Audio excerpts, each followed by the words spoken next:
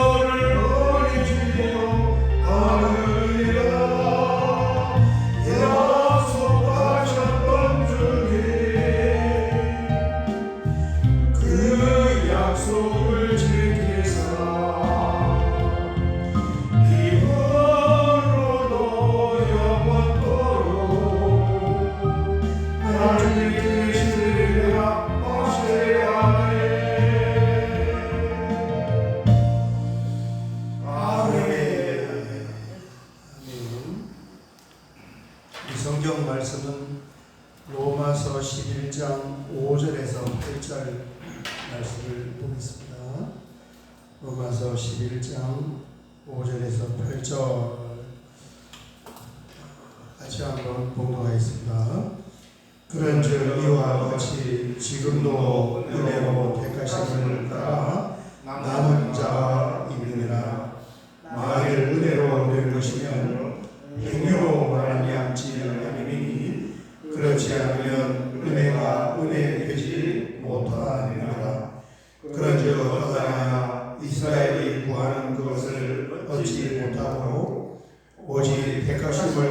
자가 얻었고 그 남은 자들은 우둔하여 죽느니라.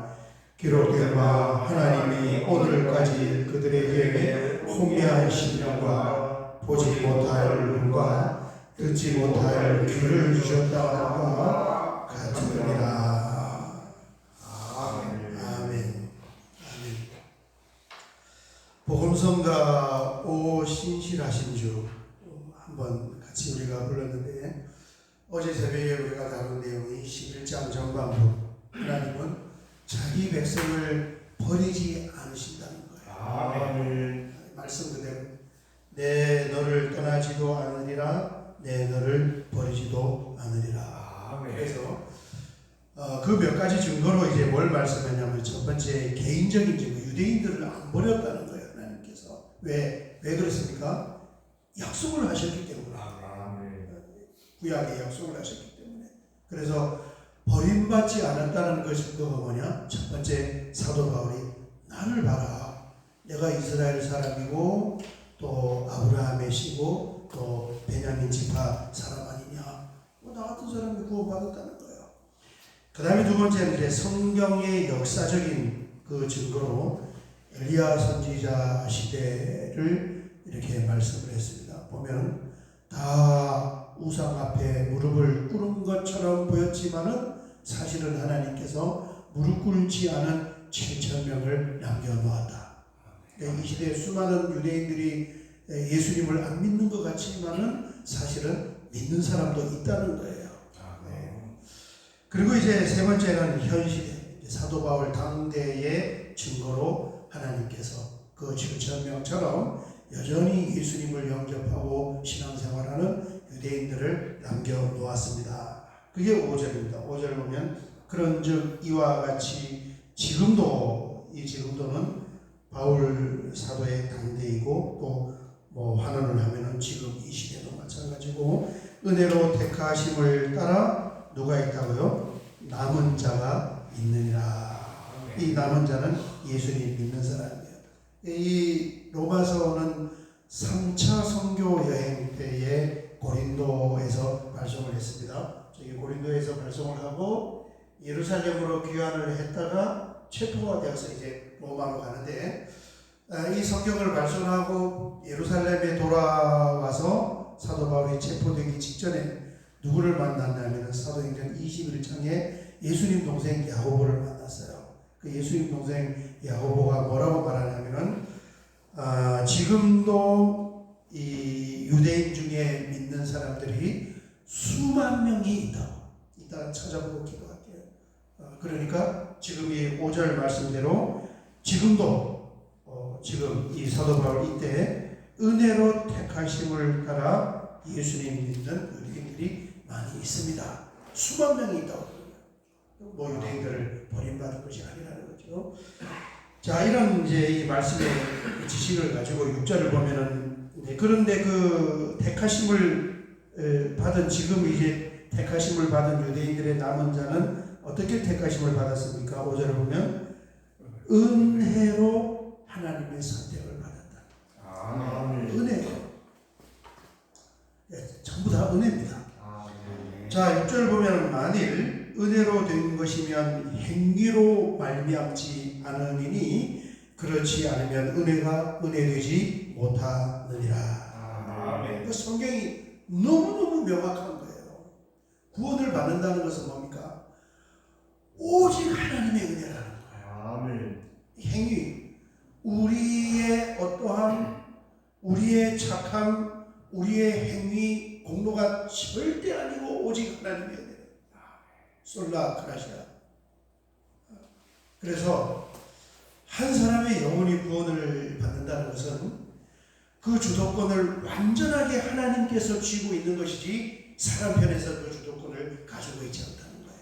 아멘. 내가 예수님을 믿어야지, 내가 어떻게 해서 믿는 거지, 내가 어떻게 해서 천국에 가는 것이지, 이게 절대 아니고 하나님께서 믿음을 넣어주고 은혜를 주시고 선택을 해주시고 구원을 시켜줘야 그 안에 들어갈 수 있다. 정확하게 모습을 갖고 있는 그렇습니다.